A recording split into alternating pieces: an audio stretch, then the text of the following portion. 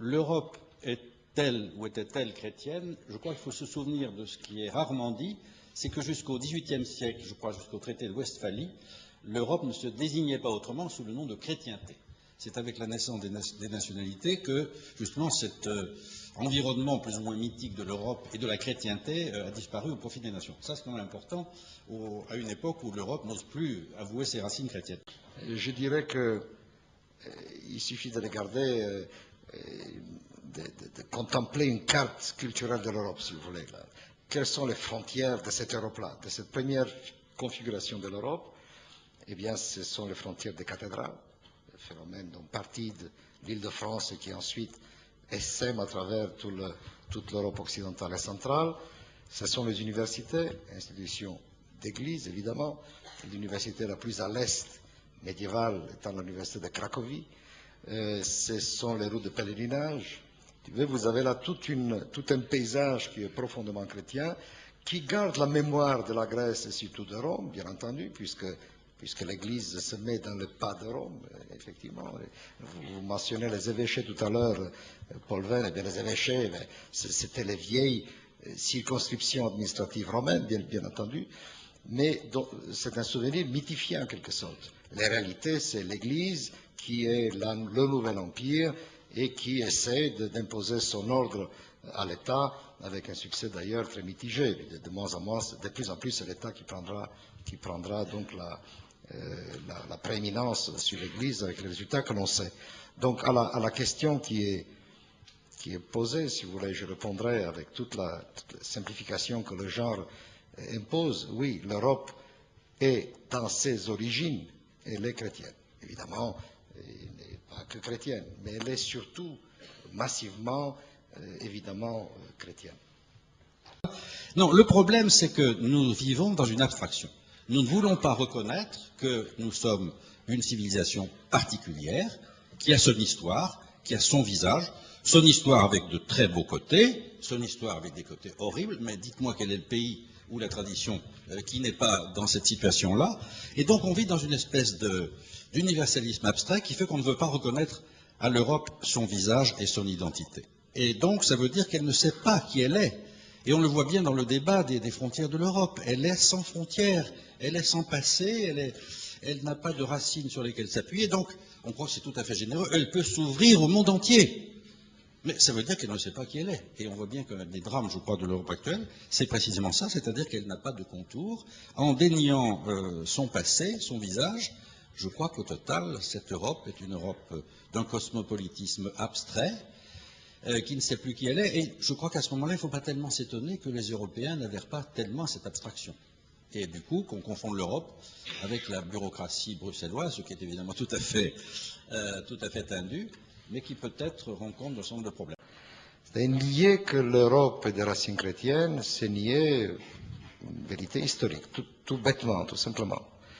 Et imaginer qu'on échappe à l'histoire en la niant. Il y a un point de négationnisme là-dedans. Moi, je trouvais cela à la fois bizarre et inquiétant. Et lorsque hier, Régis Debray a sorti son billet de 5 € et nous a montré une espèce de, comment il a dit, un billet de Monopoly, n'est-ce pas? Et il a comparé avec un dollar américain qui est lui chargé d'histoire et de sens. Eh bien, pour moi, c'est exactement le même débat. C'est-à-dire que lorsque vous refusez de dire ce que vous êtes, en disant tout ce que vous êtes, il ne s'agissait pas de dire l'Europe est chrétienne et pensez tout. Il y a d'autres choses, évidemment. Les valeurs que nous défendons aujourd'hui sont une sécularisation de valeurs judéo-chrétiennes. L'islam a eu ce rapport. Tout cela a compté. Bon, la Grèce a eu un apport. Vous savez, il n'y a pas eu que le christianisme qui a été rejeté. Je viens d'apprendre qu'on a refusé d'insérer dans le préambule du traité constitutionnel européen une citation de Thucydide. N'est-ce pas, tiré de ce texte merveilleux qui peut être la plus belle définition de la démocratie, qui était, vous savez, l'oraison de Périclès au terme de la première année de la guerre du Péloponnèse, et qui est une défense formidable de la démocratie. Notre régime politique ne se propose pas pour modèle des lois d'autrui, nous sommes nous-mêmes des exemples plutôt que des imitateurs. Pour le nom, comme les choses dépendent non pas du petit nombre, mais de la majorité, c'est une démocratie. Et je viens d'apprendre qu'on a refusé cela sous prétexte que la démocratie athénienne n'était pas parfaite, la nôtre l'est évidemment, et que les femmes n'y votaient pas. Alors, les femmes n'y votaient pas, évidemment, la démocratie, les esclaves non plus d'ailleurs. La démocratie athénienne n'était pas une démocratie, n'était pas la Suède ou le Danemark d'aujourd'hui, c'est vrai. Mais refuser de comprendre que ça joue un certain rôle dans ce que la démocratie est aujourd'hui, c'est dire, effectivement, nous n'avons pas de passé. Nous sommes une construction ex nihilo. Eh bien, on ne bâtit pas l'Europe comme ça. C'est-à-dire, à ce moment-là, je crois que Paul Valady a parfaitement raison, c'est un combat perdu d'avance. Et moi, ce que j'aurais souhaité qu'on mentionne, ça ne veut pas dire que l'Europe est encore chrétienne aujourd'hui. Il y a eu de déchristianisation des esprits à partir du XVIIIe siècle, il y a eu sécularisation, il y a eu l'apport massif d'éléments allogènes non chrétiens. Il y a eu tout cela. L'Europe n'est plus chrétienne au sens où elle était chrétienne au Moyen-Âge, bien sûr, mais nier qu'elle le fut, nier que cela a joué dans le développement de l'Europe. Nier que l'Europe, ce qu'elle est aujourd'hui, ne serait pas ce qu'elle est sans ce passé chrétien-là, et sans ce passé grec d'ailleurs, sans ce passé romain. C'est se couper de toute amarre et devenir une espèce de créature désincarnée, décharnée, qui ne fait pas envie. On n'a pas envie de coucher avec cette Europe-là, vous voyez.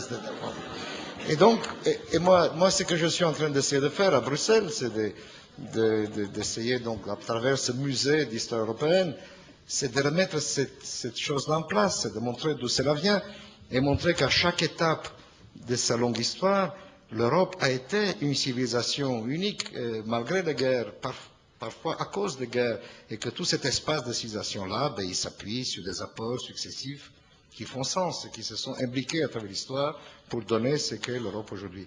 Et je pense que cela est dommage, effectivement. Et là encore, bon, je ne dis pas que c'est pour ça que les Européens n'ont pas, ou les Français et les Néerlandais ont refusé de voter la Constitution. Je ne pense pas.